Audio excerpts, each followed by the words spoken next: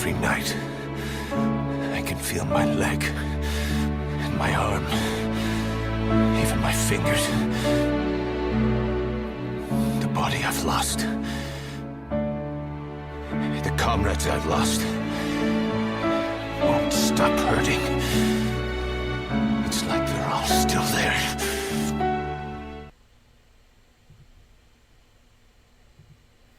Welcome to CoinSpice Live. I'm your host, Peter Ryan, and we got a great show for you tonight.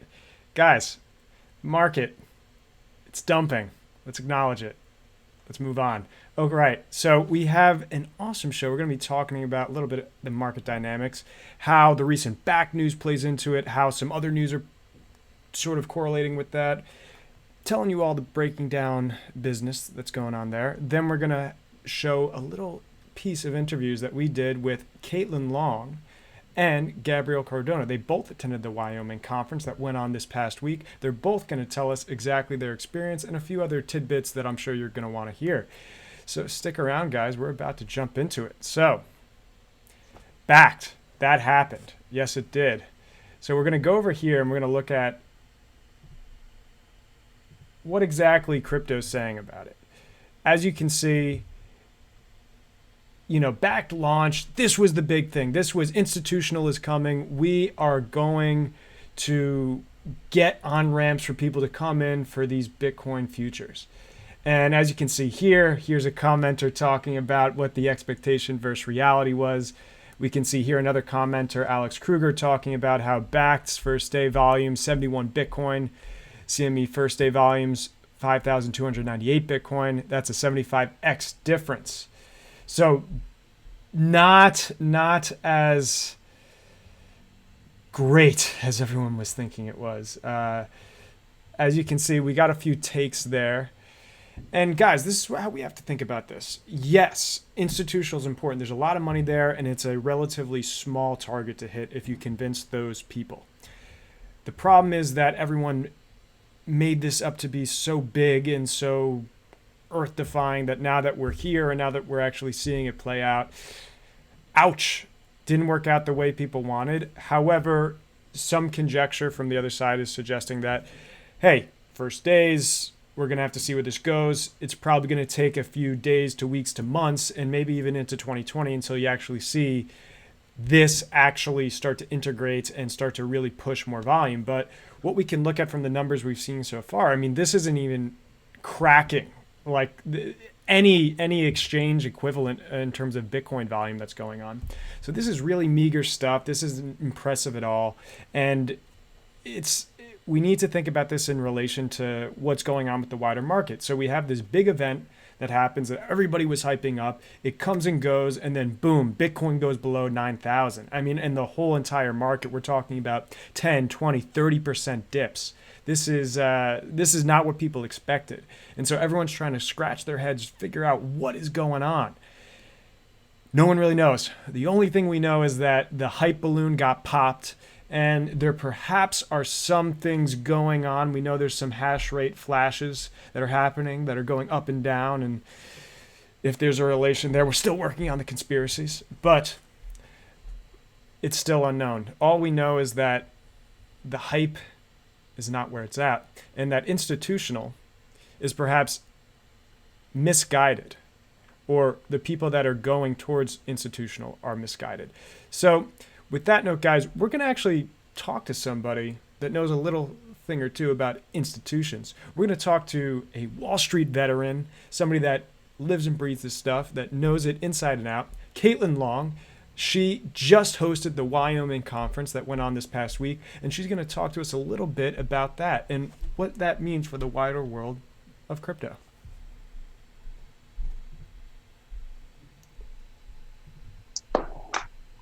All right, we are here with Caitlin Long, a 20-year Wall Street veteran who discovered Bitcoin very early on and brings an intersection of the legacy financial world and crypto together. She is most well known for her advocacy of her home state in Wyoming and bringing businesses, developers, all sorts of players to have innovation in that state. She has a very interesting initiative going on at this current moment that we're going to talk with her right now.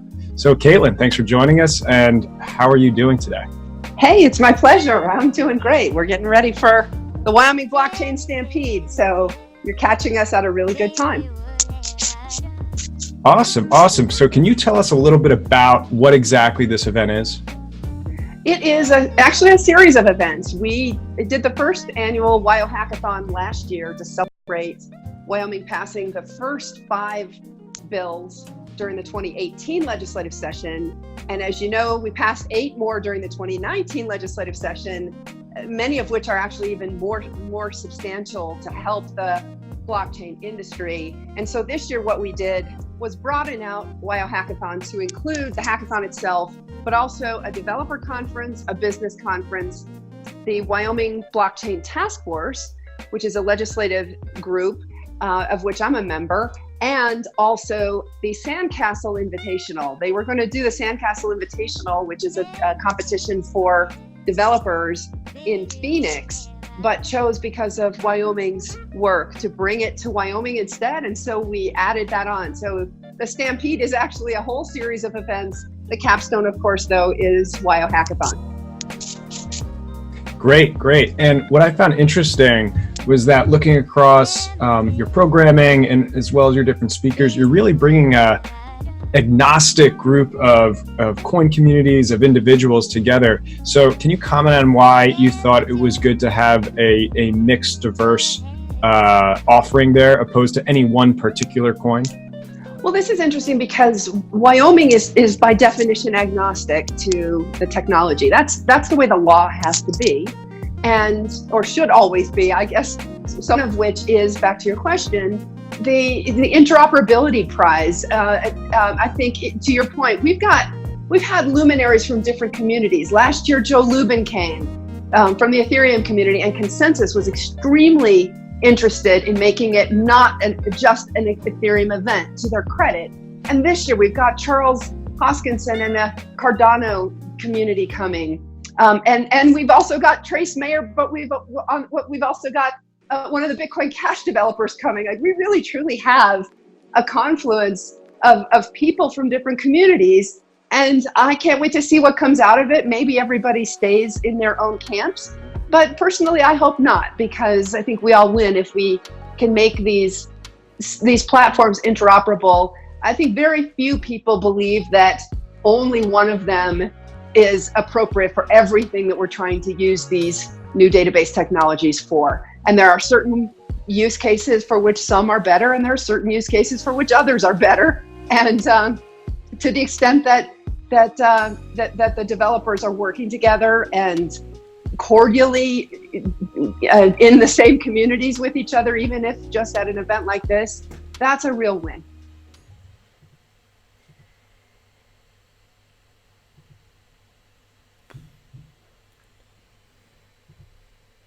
All right, guys, we just heard from Caitlin Long.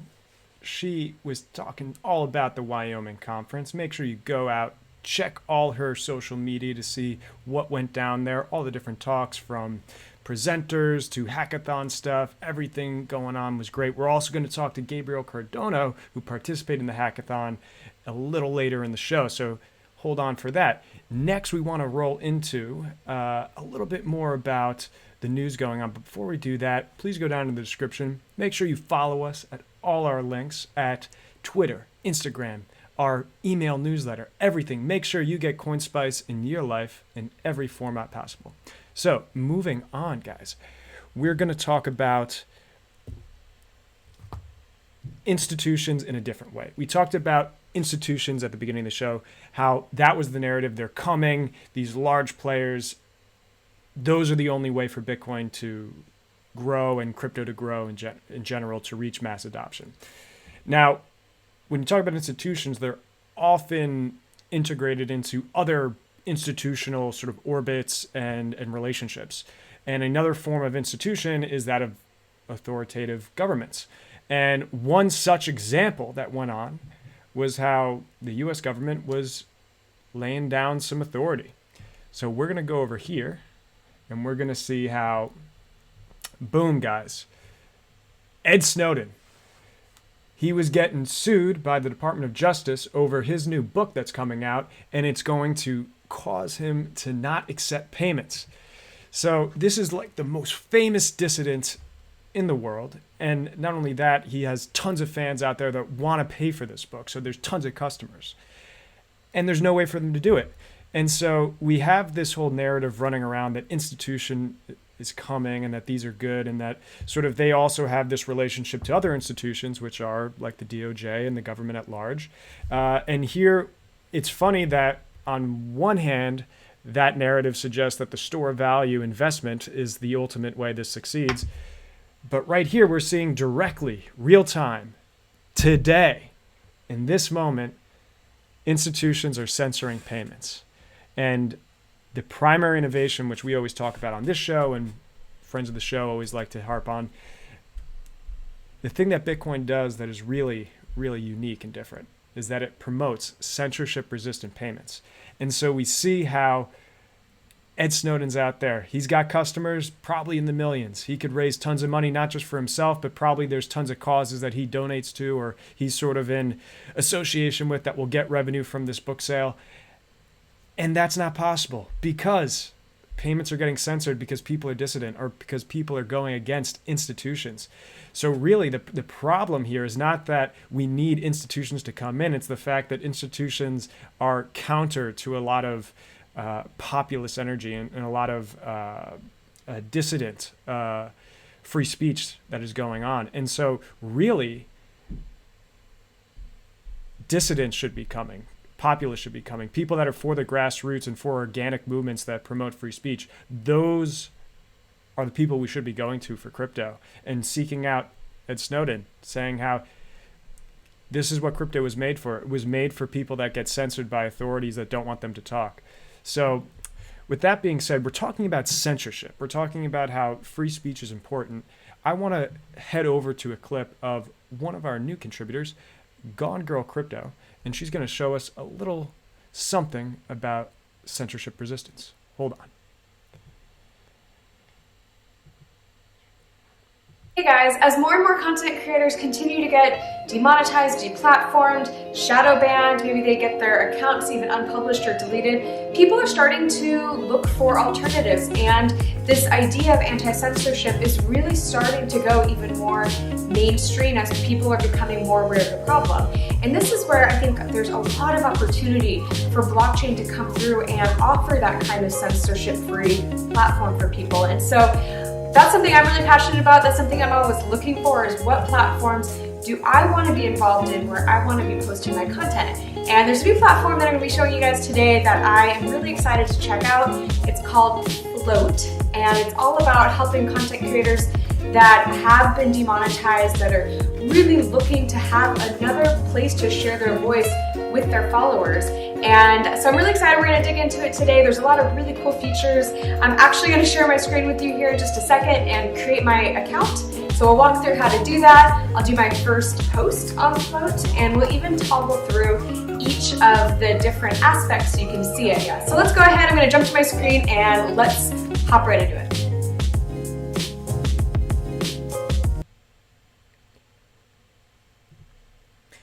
All right, guys, you can find that video in the CoinSpice YouTube. We're going to be going through a bunch of different projects that are out there and making sure you're up to date on what's available for all the values you hold, that not just crypto, but free speech, censorship resistance.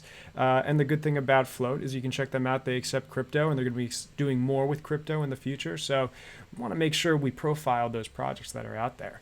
So moving on.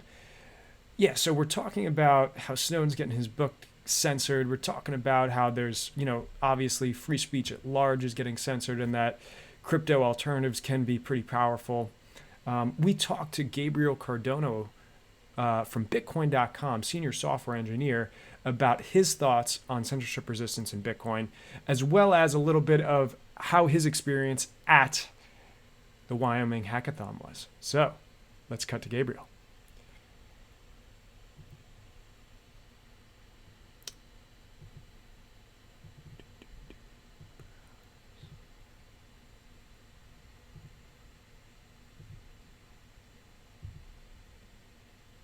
Is we're coming off the heels of the big Wyoming blockchain conference that just happened. So can you talk to us a little bit about how that experience was for you? Sure. So the University of Wyoming is in Laramie, Wyoming. And last year, one of the guys at Bitcoin.com, Gerald Fabreau, met a woman named Caitlin Long at an event in New York. And Caitlin worked on Wall Street for like 25 years or something like that, but she grew up in Wyoming. So she's got like lots of love for Wyoming. And so to kind of step back, I mentioned this in my presentation, I've said it quite a lot, but it's just surprising to me. Wyoming is like very, very progressive. They had the very first woman voter and the very first woman's governor, and they created the notion of the LLC. So they're super progressive and they're super dynamic. And they are able to basically move very quickly when they want to. So they have been drafting all these bills, Caitlin Long's team and this guy, Representative Tyler Windholm, they've got a whole team called the Wyoming Blockchain Coalition. And basically just to make Wyoming the blockchain valley of the United States. What is Bitcoin Cash? Bitcoin Cash is censorship-resistant digital cash or digital transfer value for the internet nation, right? So we are, the censorship-resistant part is a very, very important part of that sentence. And it would be easy to leave that off and just say we're digital cash for the internet, but we're more than that. We're censorship-resistant digital cash. And that's a huge part of it, because the truth is that we live in a total information awareness society, and the possibility of a police state is very real. And so the time to cultivate censorship-resistant networks are before you need them, because when you need them, it's too late, right? So the time for us to do this all is now.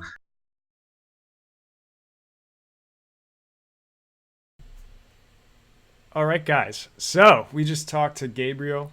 If you want to see more from him, we had a full, long, awesome discussion about everything he saw at the Wyoming Hackathon, all the little bit parts, all the apps that were developed, all the conversations that were had. So make sure you go check that out. Also, we get into, hey, tokens, interoperability, all new applications that are coming down the road for crypto. So we got small, we got wide, we got deep, we got vertical, we got everything. So make sure you go check that full interview out. We're going to have it on the CoinSpice channel. You're going to find it in the description. You can also see in that interview, we talk longer with Caitlin Long as well. She talks all about Wyoming, what they're doing, what they're trying to promote. And so you can get Gabriel, senior software engineer at Bitcoin.com, and Caitlin Long, big crypto, financial, and Wyoming advocate, all in one episode. So make sure you go check that full interview out, guys, as well as the full demo that is going down by Girl Gone Crypto in the CoinSpice channel as well. And make sure you hold on to those bags while the market is dumping, because it's not a great feeling, is it? So yeah, guys, we had a good time. Make sure you follow us, subscribe to our YouTube channel, follow us on Twitter. Check us out on all the other platforms, Instagram, Telegram, subscribe to our inbox, get us in your inbox, subscribe to our email newsletter. So do all that, guys, and above all, stay spicy.